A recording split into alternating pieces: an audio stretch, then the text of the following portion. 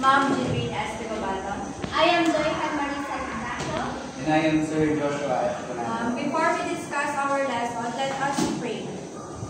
Stand.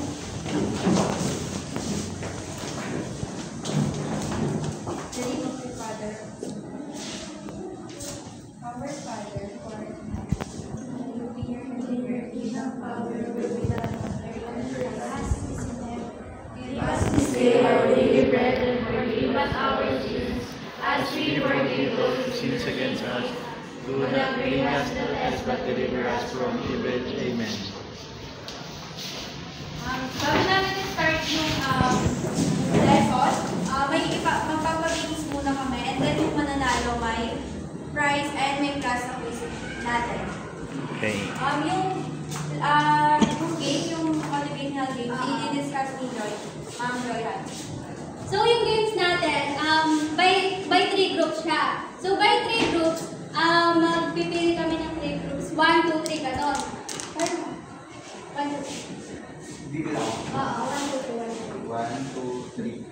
Hindi, dito. Oo. Hindi mo bilang na lang kayo. Bilang na lang kayo. 1, 3.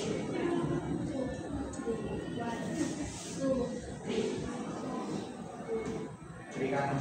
1, 2, 3. Sige na, 1, 2, 3, 1. So, Tayo lahat ng 1. 1. Dito lahat din ng 1. So, first na naman. Ano saan siya? Isang line ito. Nakabala mo ako. Ano yung pagkabilat?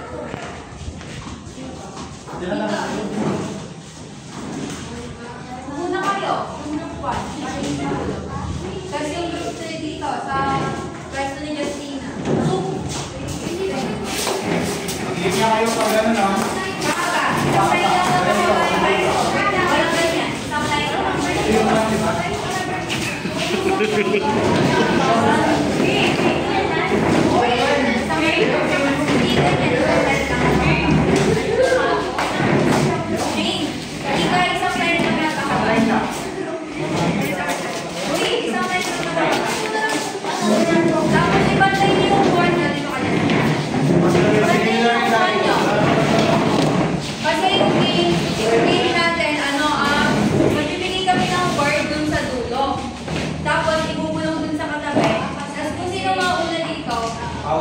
Sulat doon. Ako na.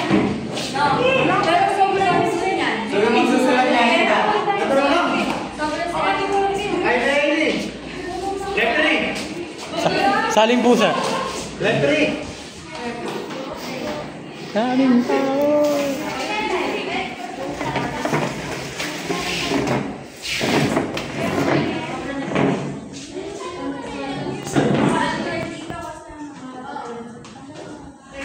Gusto mo na dead dito, isa lang. Pero ako, Yes, ano na lang, para walang away.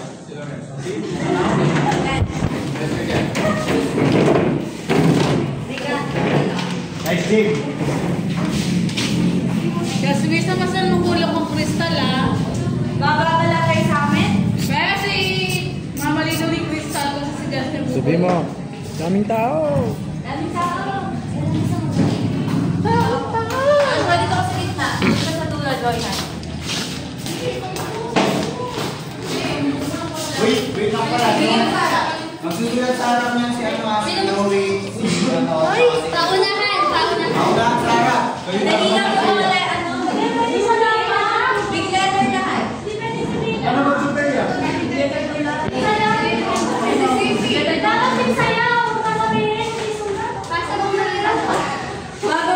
Sige, bago isulat ka sa'yo. Kaya muna sila.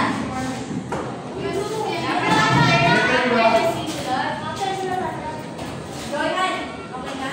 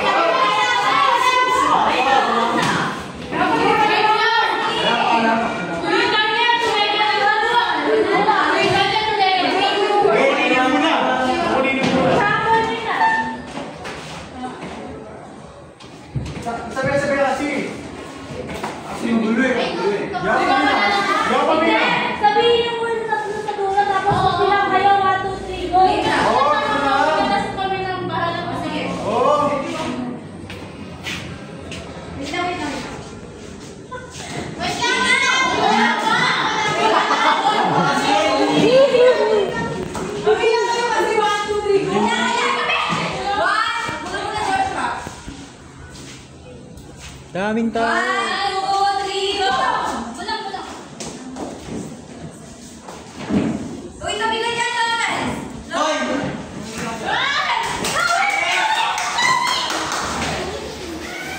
Sino mauna? Sino mauna? Bigyan ka na lang tayo na.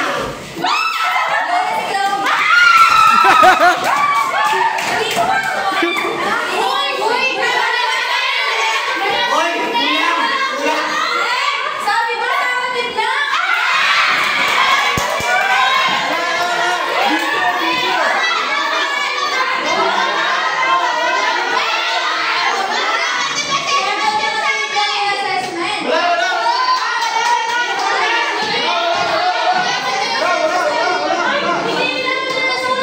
Kala ko sa At saka yung ganun nauna talaga sila. Not counted!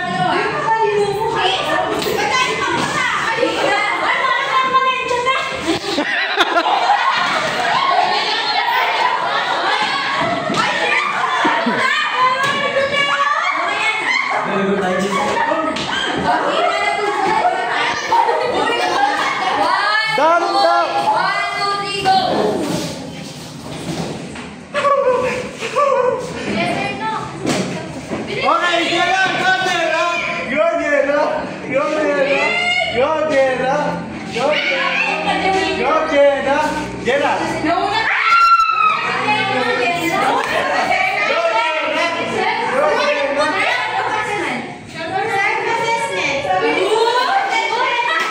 go, Gerard!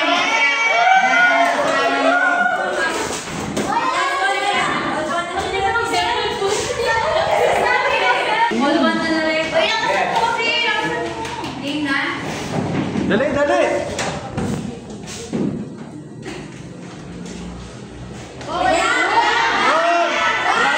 Dito!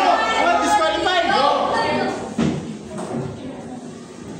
Ayun, dito ah! Pinura ka rin eh! Go, Gerard! Go, Gerard! Go, Gerard! Go, Gerard! Go, Gerard! Go, Gerard! Go, Gerard! Hoy!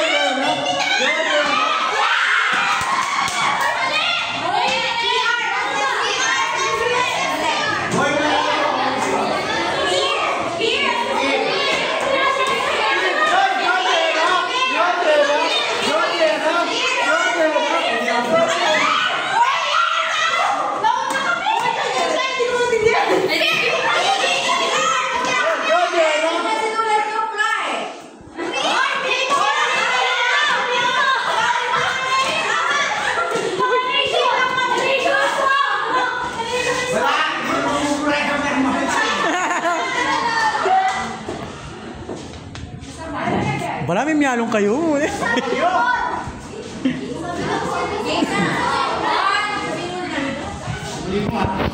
pang-sulat.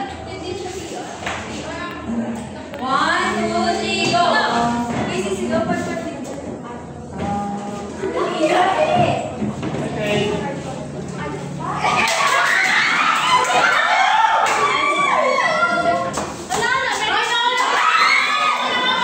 May S yung kanya wala, tapos din. Nauna sila.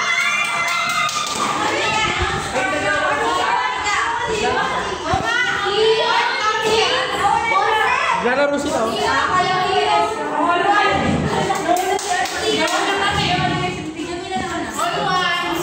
Hindi naman ko na. Wala pa naman yung mga kami lang kayo. Martes, go.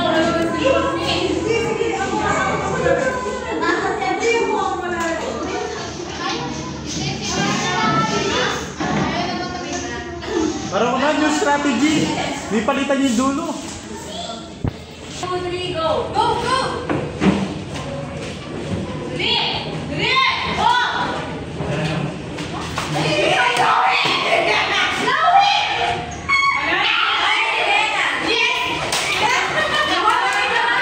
Uy!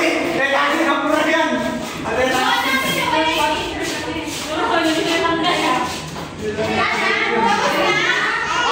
Balik na! Panalo tayo! Ikoy plus points.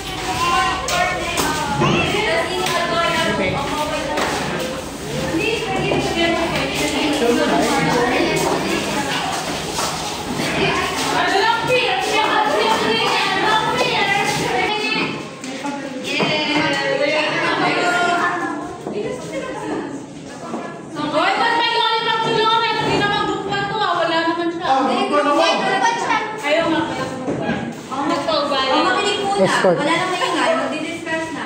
Yung title ng discussion natin is Assessment in Art.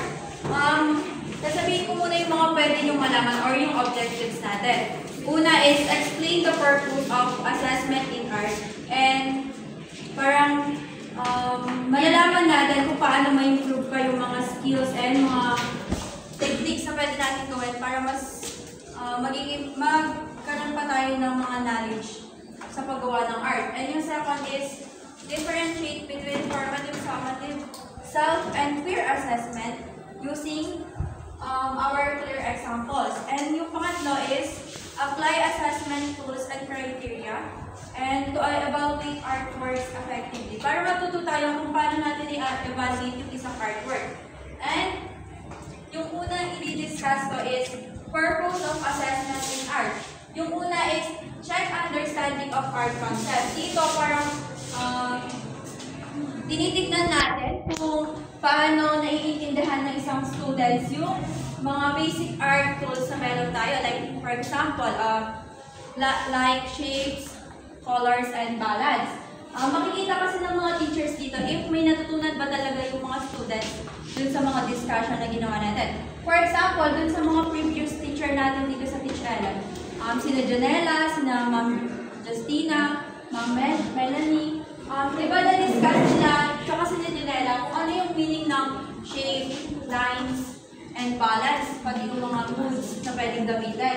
Natatandaan niyo pa rin ba yun?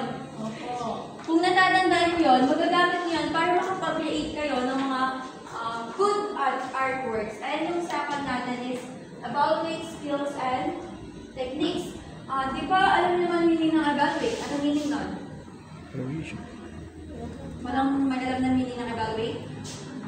So kung wala, evaluate, ito yung parang ina-evaluate mo isang bagay, parang inaalam mo yung isang bagay. Evaluate skills and techniques, dito yung tinitignan nila if may sine-check nila yung mga gawa natin. Kunwari, yung teacher ko, gumawa ako ng painting.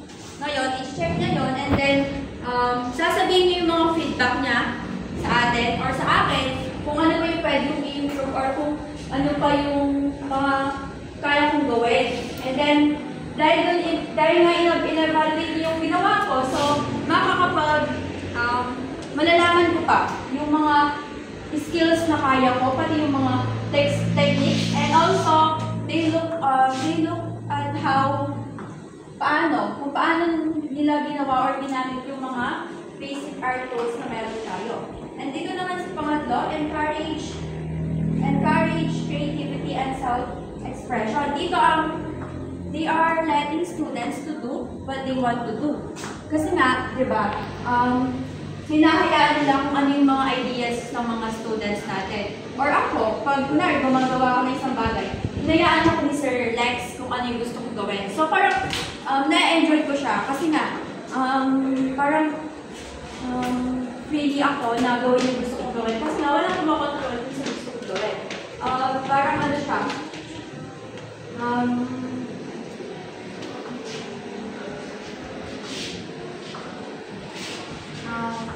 hinahayaan nila tayong i-express yung feelings natin through arts.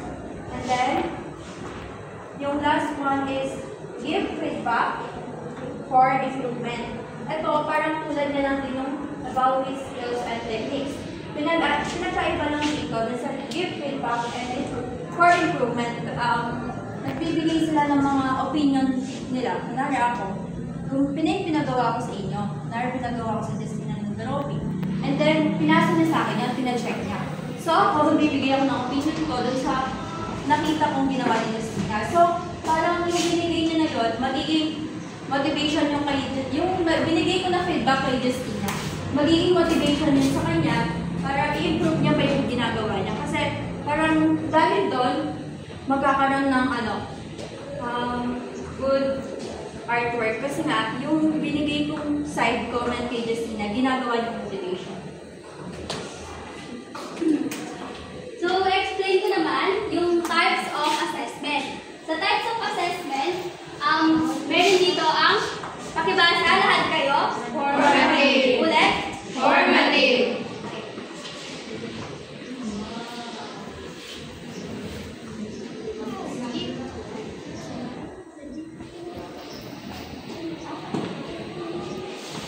Pwede niyong basahin ng sabay-sabay. Sa teaching and classes that provides ongoing feedback to students and teachers. Pag sinabi natin formative assessment, ito yung ongoing feedback or ito yung nag-start siya sa learning process. So, learning process, ito yung inaaral natin habang nagtuturo ako. So, natatapos siya habang tinuturo ko. Kumbaga, sa teaching and learning process. So, meron tayong mga kanya-kanyang feedback habang nagtuturo ako. Kumbaga, sa example nitong formative, nagtanong kayo. Kasi hindi nyo naiintindihan. Pero habang nagtuturo ako noon, ibig sabihin nun formative yun. Habang nagtuturo, learning by process. So, habang nagtuturo siya. So, meron pang example nitong formative assessment, yung quizzes natin. Di ba? For example, natapos kami dito, tapos nagpa-quiz kami. So, isa na siya sa example ng formative kasi natapos siya natapos siya habang nagtuturo ako. So, inaaral natin siya ngayon. So, yun yung sa formative. So, ang sabi dito is learning process that provide ongoing. So, ongoing. Simula tayo nagbibigay ng mga feedback. Yung mga feedback to student and teachers. For example, ako nga, binibigay ko yung feedback ko patungkol sa formative. Kapag wala kayo naiintindihan, pwede nyong ibigay yung feedback nyo ng tanong. So, ganun sa formative. It was teaching and learning process that provide ongoing feedback. So, by process siya, nag-start siya sa, pwede sa mga tanong, pwede siyang, kunyari, magkakaroon tayo ng mga open forum dito kapag hindi nyo ako naiintindihan. So, pwede siya sa formative. Sa quizzes, pwede siya sa formative. Ganun sa formative assessment.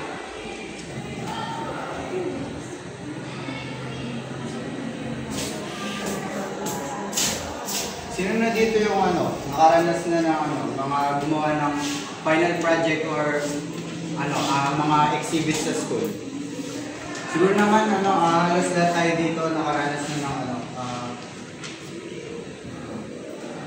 na ng yung gumawa ng mga final project at saka makaranas na ng mga exhibits sa school.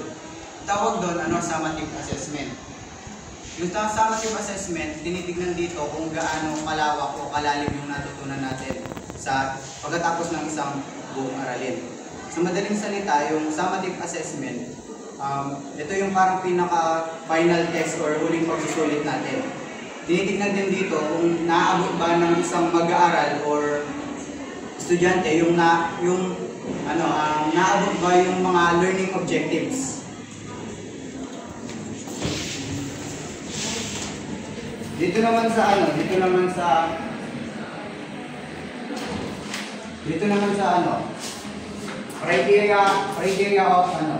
criteria for assessment in art.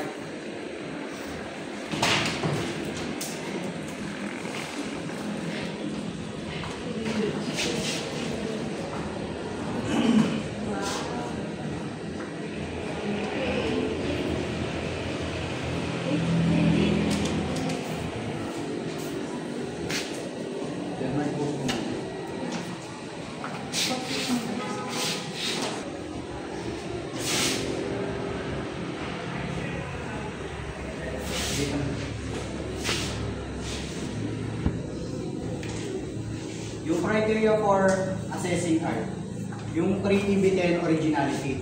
Tinitignan dito kung gaano kakaiba at malikhaing na ipakita ng isang mag-aaral o estudyante yung kanyang mga ideya. Hindi naman basta-basta mga ideya, kundi kung paano niya napalawak yung mga sarili niyang imahinasyon at mga technique sa paggawa ng isang sining o art. For example, ito. Nung ginawa ko to, grade 10 ako noon, may event sa school namin noon, celebration ng 79 United Nations. So, may event sa school namin noon, poster making, sumali ako, binigyan kami ng topic, 1 hour lang yung binigay. bawal din kumuha ng idea sa internet. Ang ginawa ko, nag-isip muna ako hanggang sa matapos ko to. Hindi ko man pala to natapos, pero at least nanggaling sa akin yung sarili kong concept yung ginawa ko. Dito naman sa application of elements and principle. Dito naman tinitingnan naman dito kung tama ba yung mga paggamit natin ng mga elements of art tulad ng mga linya, texture, at saka yung mga shapes, at saka yung mga pag-blend mo ng kulay. For example, sa isang painting, di ba, tinitingnan natin kung tama ba yung pag-blend ng mga kulay, yung texture niya. So, kung tama lahat yun, mataas yung makukuha mong score dito sa application of elements and principle. Dito naman sa skill and craftsmanship, tinitingnan naman dito yung kung gaano kagaling yung isang mag-aaral o estudyante sa paggamit ng isang mga materials. Tinitingnan din dito kung malinis bang nagawa yung isang likhang sining o art. Tinitingnan din dito kung gaano kaalam at kaingat yung isang mag-aaral o estudyante sa paggawa ng isang sining. For example, si Justina. Si Justina, pinagawa ko siya ng isang art. Ngayon, habang ginagawa ni Justina yung painting or art na yun, tinitingnan ko siya, marunong siyang humawak ng mga paintbrush, marunong siyang mag-blend ng mga kulay, at saka basta alam niya gamitin yung mga materials. Dito naman sa effort and participation. Tinitingnan naman dito kung gaano kaaktibo or kasipag yung isang mag-aaral o estudyante sa paggawa ng isang sining o art. Hindi naman kasi ibig sabihin na hindi ka marunong mag-drawing, mag-painting, or mag-mix ng kulay, ganun. Hindi naman ibig sabihin nun wala ka ng potential. Yung kailangan lang natin, manggaling sa manggaling sa dedikasyon, manggaling sa puso natin. Sinasabi ko sa inyo kung gagawa ka ng isang art, kahit hindi ka man magaling mag-drawing o art, ay magaling mag-drawing or mag-painting, basta nanggaling dito sa puso mo, sigurado sa yung pinalalabasan doon is maganda. Dito naman sa presentation of ideas.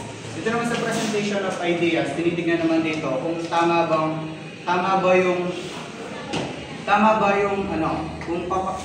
yung pagpapakita ng mensahe, kung gusto mong ipakita ng mensahe dun sa ginawa mong art, or nakatugma ba dun sa tema na ginawa mo. Kamukha na ito. Nung ginawa ko din to, grade 12 ako nun. Nung ginawa ko to, grade 12 din ako nun, binigyan kami ng topic about sa lab. So, binigyan ko ng diin dito, or kung gusto kong iparating dito, or yung mensahe ko, about sa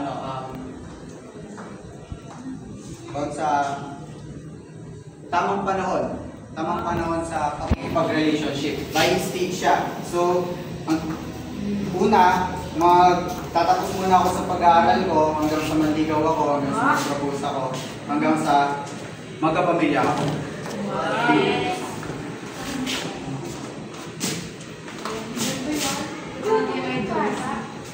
Yung isang type ng assessment is peer assessment. Yung peer assessment, ito yung parang one-on-one kayo nagbibigay ng feedback or opinion sa isa't isa. Kunwari ako, nagbigay ako ng feedback sa ginawa ni Joshua. Tapos, yung ginawa ko, magbibigay din siya ng feedback. Parang, magbibigay ako, tapos magbibigay si Sir Joshua. And then, yung nakapalog sa peer assessment is, example, classmate give feedback on each other work. Yun na, magbibigay ako ng feedback ko sa isang kaklase, tapos sa isang kaklase magbibigay ng feedback dun sa nagawa ko. And yung pangalawa naman is promote collaboration and appreciation. Siguro naman alam yung meaning ng collaboration. Yun yung dapat marunong ka makisama. And dapat, alam mo din kung paano ma-appreciate yung gawa ng isa mong kaklase or nung isa mong kasama. Yung isang assessment pala na kay Ma'am Jasmine, kaso absent si Ma'am Jasmine, so yung video niya, isa na lang niya sa GC. Yung susunod naman natin is tools for assessment.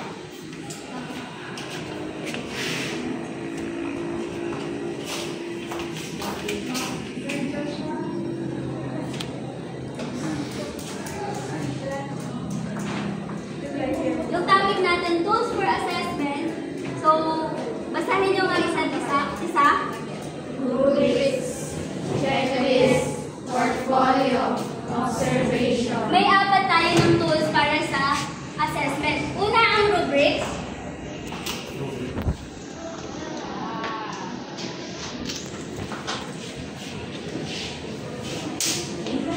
Sino gustong magbasa? Sige, Rubric is an assessment tool used to evaluate performance product or project by breaking them down into specific criteria. ang rubrics kasi, ito yung assessment tool na ginagamit natin sa pag-evaluate ng performance natin. Kanina, tinanong ni Ma'am Jane kung ano ba ang evaluate. Sinagot niyo yung evaluate kanina. Ito yung pagbibigay ng, ano sinabi mo sa evaluate? Ito yung pagbibigay nila ng parang opinion sa isang gawa. Ito yung parang magbibigay daw nila ng opinion sa isang gawa. So, dito sa rubrics, pwede natin sabihin yung assessment tool as a evaluate performance product. So, di ba sa rubrics na to, meron tayong mga project na pinapagawa. So, sa bawat project na pinapagawa sa atin, may mga rubrics din doon. Kasi for example, binigyan ko kayo ng art project. Sa art project na yun, may nakalagay doon ng mga criteria na pwede niyong gawin. For example, kunwari, meron kayong creativity, meron kayong originality, and meron kayong effort and participation. So, sa project nyo na yun, meron siyang, pwede nyo siyang i-rate, kumbaga. For example, 4 is the highest, 1 is the lowest. Yung kumbaga yung 4 is very good, 5 is not good. For example, 4, yung creativity nyo is nilagay sa inyo 4. So, yung very good. Nasa rubrics yun. Sa rubrics kasi, makikita dito yung creativity nyo. At saka makikita dito kung paano nyo ginawa yung isang project nyo or isang task na binigay sa inyo. Yun yung matatawag natin rubrics. O kaya, for example din yung, di ba meron tayong portfolio pinapagawa ni Ma'am Claudette sa USAP. So, meron din tayong rubrics doon kung paano natin gagawin yung USAP natin, di ba? So, doon pa lang, malalaman na natin kung anong ibig sabihin ng rubric. And, next.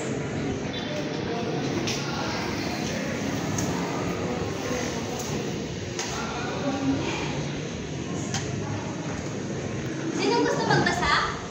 Sige, ikaw na. It's a list of task items or criteria that have section never be complete, never before check. Ito naman. Sa checklist, parang sabi na, nakalagay dito is check. Checklist, check. Kumbaga, dito naman pumapasok yung mga task na ginagawa natin. Kung kompleto ba yung mga task na ginawa natin, i-check lang natin. For example, binigyan ko kayo ng assignment nyo. O kaya binigyan ko kayo ng project nyo. Yung materials nyo, binigay ko rin. For example, is pinagawan ko kayo ng parang banig. Banig siya pero gawa sa straw. So ano nga ba yung mga materials na gamit doon? Gamit doon is straw, scissors, and yung pandikit nyo. So yun yung mga materials nyo. Tapos sa materials nyo na yun, kapag may nagkulang, titingnan nyo sa checklist nyo, ano nga ba yung nagkulang sa materials nyo? Ano nga ba yung nagkulang sa binigay yung materials na pinasa yung project? So, meron din na checklist, hindi lang patungkol sa pag-check. Meron kasing checklist na may kasagutan na yes or no.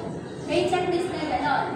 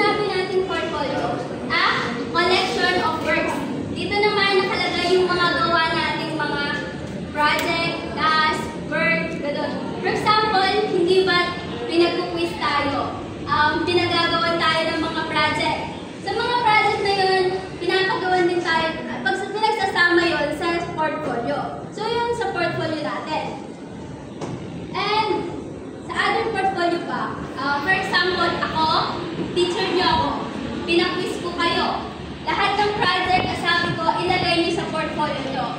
So, doon pumapasok yung portfolio. So, lahat ng project nyo, lahat ng nakolect natin mga ginawa is mapupunta sa portfolio. Naiintindihan po ba? Yes po.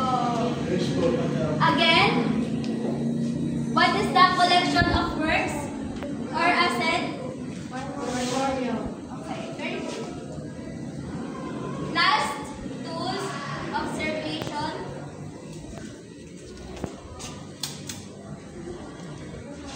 Hindi siya nakikita. Pero kitang-kita siya ng camera. Hindi na siya masyadong kita, kaya ako na lang magbabasa. Ay, Jenna, gusto mong basahin? Sige. Observation is the active process of gathering information by noticing and watching phenomena using senses or instrument. So, ano nga ba yung observation? Katulad ni Sir Lex, kapag tayo nagre-report tayo, nandun siya sa dulo. So, ino-observe niya tayo. Ino-observe na rin yung mga nagre-report. Kung nagpa-participate ba kayo, kung nakikinig ba kayo. Yun ang observation. For example, ako, pakiramdam ko hindi ko kayo nakikitang makikinig. Ino-observe ko kayo kung nakikinig man kayo o hindi. And then, kukuhanin ko yung attention nyo para malaman ko kung nakikinig kayong lahat. So, yun yung observation. So, observation is the process of gathering information nga. So, may watching, ayun nga, tinitingnan. Tapos, using senses or instrument. Sa observation, meron din mga instrument na ginagamit. Hindi lang tinitingnan yan. Meron din tayo mga observation na pwedeng gamitin. Meron din tayo mga instrument or materials na pwedeng gamitin sa pag-o-observe natin. For example, sa grades natin, yung mga instrument na sa grades, for example, sa grades nga, pinagsama-sama lahat yung mga gawa natin. Pinagsama-sama yung quizzes, tapos, pinaka-lastly, in-observe yung mga gawa natin. For example, pinagawan ko kayo ng essay. In-observe nila kung tama ba yung mga sagot nyo, kung may point pa kayo. So, ganun sa observation. Nag-gets ba yung tools for assessment? Pwede niyo bang sabihin isa-isa yung tools for assessment? Rubrics, checklist, portfolio, observation. Ano nga ulit yung ginagamit assessment tools to evaluate performance? Rubrics. The list of tasks for Checklist. is the collection of works. Portfolio. Is the active process of gathering information. Observation. Very good. Yung isang type ng assessment, i-discuss na lang. Kasi nga, magtanong kami ngayon and then hindi nila alam yung isang type ng assessment kasi nga na kay Ma'am Justin. I-discuss na ng konti para magkaroon kayo ng idea. Isang type ng self-assessment is yung self-assessment. Ito yung self-assessment. Parang yung sarili mo, nire-reflect mo siya sa ginawa mo. Parang ako, nakagawa ako ng, ginawa ko to. Nire-reflect mo yung ginagawa ko. Parang tinitignan ko ano pa yung kailangan kong improve, ano pa yung mga pwede kong idagdag, gano'n, kung anong mas nakakaganda. Tapos, ito din yung self-assessment. Parang nag-encourage sila ng creativity or parang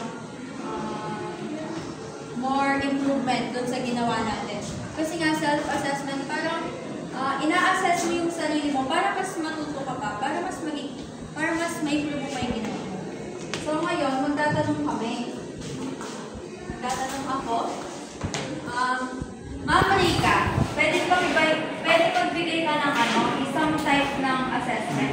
Kasi napansin ko, iba hindi nakikita. Magbigay ka ng isang type of assessment.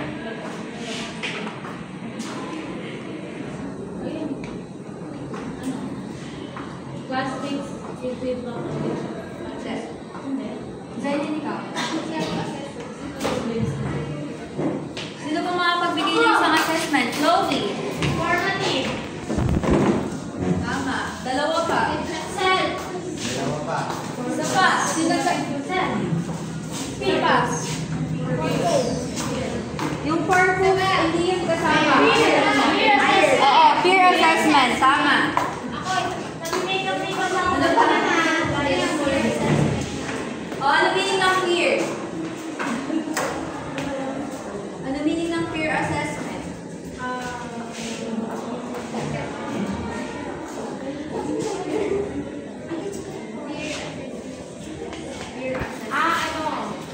Ano? Explain na tayo. Pero pag curious yung mga parang intentional yung ano na yun. Nagbibigay ka ng feedback, tapos nagbibigay din ng feedback sa'yo. Oo. Yung peer assessment, yung one-on-one sila. Parang, ay, dalawa nagbibigay ka ng feedback sa isa't isa. Binibigyan mo ako ng kayo, Ano, magbibigay na isang tool assessment, tapos explain mo on your boards. Ako, Slowly. rubrics. Yung rubrics, ito yung parang, di ba yung katulad dun sa, sa usap natin sa saban. Pero nakalagay din sa rubrics, creativity, content, gano'n, neatness. Ayun yung rubrics. Sa halimbawa, may mga points doon, gano'n. So, sa pamamagitan ng rubrics, mag-check or mag-points, or ma-evaluate or ma-assess nila yung isang project. Halimbawa ka, nakalagay doon sa rubrics, content. So, nakalagay yung points doon. So, pamamagitan ng rubrics, ma-assess ito. Tama. Ano yung assessment para sa inyo?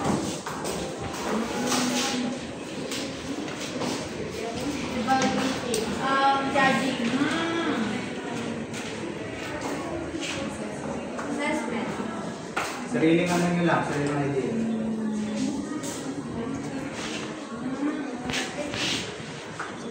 Pag nakikabot ako sa harap, hindi ko makita eh. Yan ang Ito yung assessment. Para sa akin assessment. Kasi parang, for example, ayan, may mga diniscuss kayo. Ayun yung, kumbaga, gagawa kayo ng observation nyo, gano'n, about dun sa diniscuss nila. Yes. Ito yung meaning ng assessment. Tapos na? Yes po. May tanong pa kayo? Meron. Ano? Meron kayong hindi naiintindihan, tanong ko lang. yung mga ano hindi nyo gets, pwede naman yung paliwanag. Pakiulit nga yung topic. Meron daw si Mayor. Wala. Ay, sir! Ano nga yung sinabi mo hindi nag-evaluate kanina?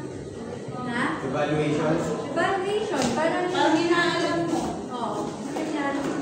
Ni-evaluate mo isang ginagawa ko. May tanong ba kayo? Tama ko ka. Oo, parang mo.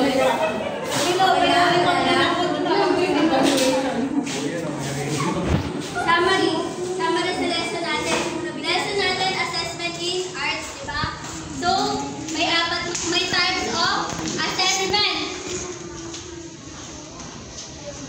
Apat na assessment. Una, formative, peer, self,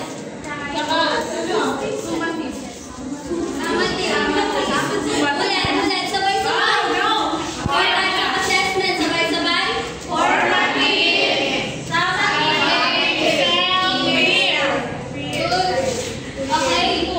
Ano yung assessment na habang nagtuturo?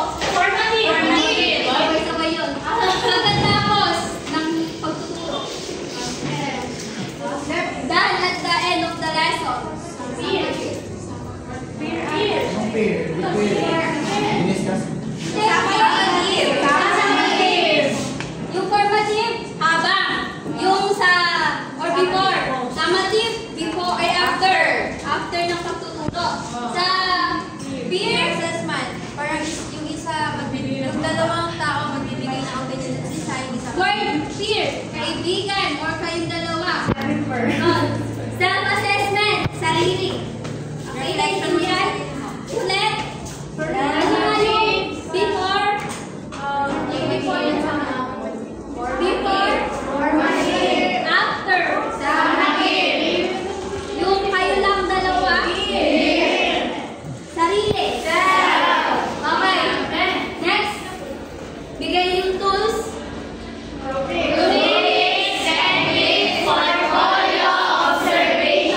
Yun lang. Thank you.